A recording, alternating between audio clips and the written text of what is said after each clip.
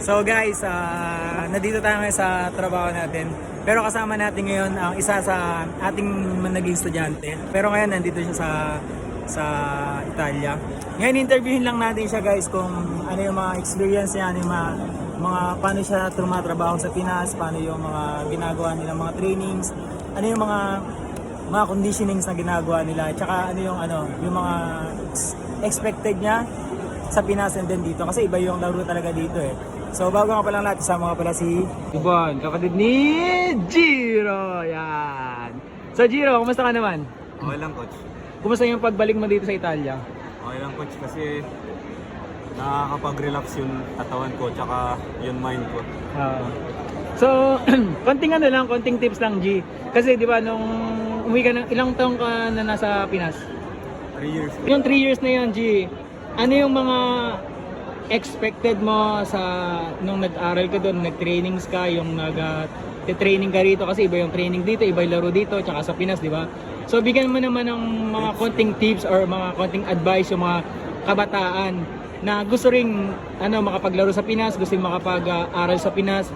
Ano yung mga dapat nilang gawin, ano yung mga dapat nilang trabahuhin para kasi di ba, syempre mostly yung iba parang gusto lang nilang maglaro sa Pinas, gusto lang nilang mag-aral.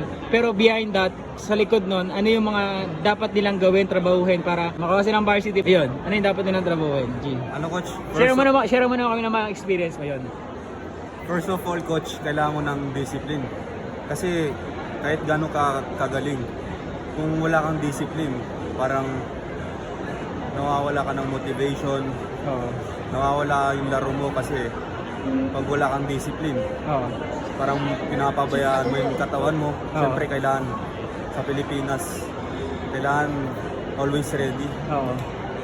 Kasi araw-araw doon, mga practice, mga laro, ano yun, may competition eh. Kakompetisyon mo rin yung mga teammates mo, gano'n. Teammates mo. Kailangan mo palagi araw-araw mag-extra. Mag-extra, So number one, disiplinado talaga. So yun talaga number one, disiplinado sa sarili. So ano naman yung share mo sa amin yung mga, yung mga trainings or yung mga, yung mga trainings na ginagawa nyo o ilang beses kayo nagka-training sa isang araw? Kasi di ba, nasa loob lang kayo ng dorm. Kumbaga, syempre, pag nasa loob ka ng dorm, ano yung mga ginagawa nyo na mga trainings, skills training o... Nag-aaralan naman yung mga play, ganun, coach. Tsaka, conditioning, coach. Pinapatakbo kami, pinapabuhat, ganun. Kailangan, coach, mag-extra conditioning palagi. Kasi, pag mas mabilis ka mapagod sa iba,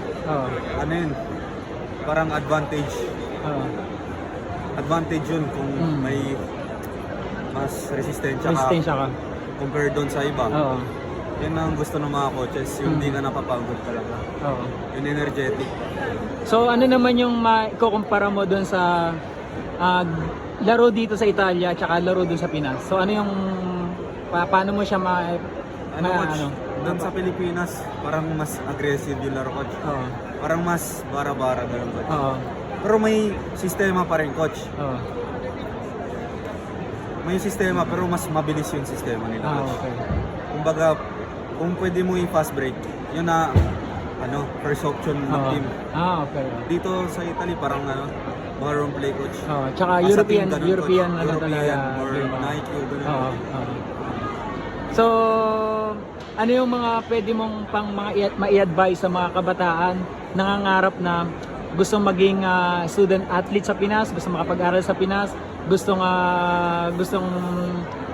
maging player o makuha sa mga ibang mga teams na pwede nilang mapaglaruan? Ano yung mga advice mo? Coach? Mag-extra palagi yung mga skills. Kasi syempre yung tinitingnan ng mga coaches kung may skills ka, yung ganun. Tapos ano pa, yung pwede mo pang ma-share? Bukod sa pwede silang mag-extra skills, pwede silang mag-training lang sa kanila, yung tipo gano'n. Halimbawa, kasi di ba, yung iba nagtitraining lang pag may nakakakita, tipong gano'n. Di ba? So, di ba kailangan mo rin siyang trabahuhin kahit walang nakakakita sa'yo. Kumbaga kasi yung improvements naman, hindi lang naman yan pagka yung okay ka, di ba? Kailangan yung improvements kasi pagka kahit di ka okay, kailangan mo siyang trabahuhin. Di ba yung mga gano'n? Ano naman yung pwede naming mapulot sa'yo na pwede naming magamit? I mean, may turo sa iba or mas May ma-share napulot ka? ko, coach. Ano yung pwede namin mapulot sa iyo na mga experience mo sa Pinas na tipo ngayon sa ka na naglalaro sa anong schools ka naglalaro ngayon sa UST, di ba? Pero galing ka ng FEU, no? Tapos nakapaglaro ka na ng mga iba-ibang liga sa Pinas, ng PBL, PSL, yon. So, ang dami mo nang nalaruan sa atin. Ano yung pwede mong ma-advise sa amin para, halimbawa, yung mga kabataan na gusto makalaro sa mga ganun? Kailangan talaga, coach, iba talaga yung mindset mo. Yon. Kasi may mga araw na, kumbaga may mga pangit na araw, like pangit. Yung pagpangit laro mo, coach, Oo. parang mawawala ka ng kumpiyansa. Oo. Or pag pinagsasabihan ka ng iba. Mm. Kailangan same pa rin yung mindset mo. Oo. Kailangan mo isipin na magaling ka pa rin, ganun, Oo. coach, na hindi ka susuko, ganun, coach. Kahit mahirap. Dapat yung competition mo talaga ay sobrang taas, di ba?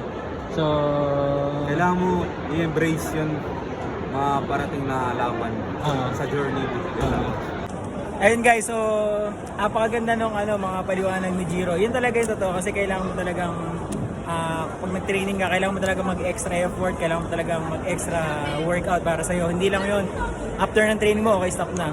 Kasi minsan talagang darating yung time na sabi nga niya, no, pagka minsan parang tipong malas ka, may ganon na hindi maganda yung laro mo, dumarating yun, di ba, Jay?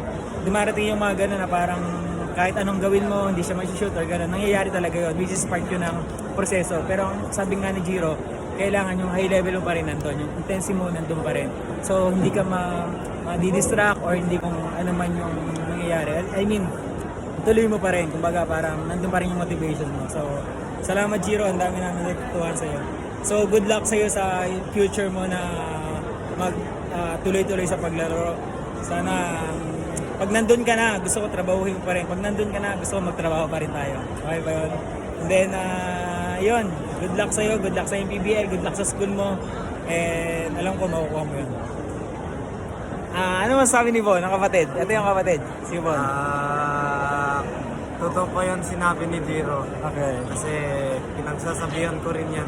Ah, Mga kabataan dito, tuloy nyo lang pagbabasketball. Yeah. Kaya magsaw. yeah. Supportahan din natin si Bon. Okay, kapatid ni Jiro. So yun guys, yun yung ating learnings kay Jiro ngayon. Salamat!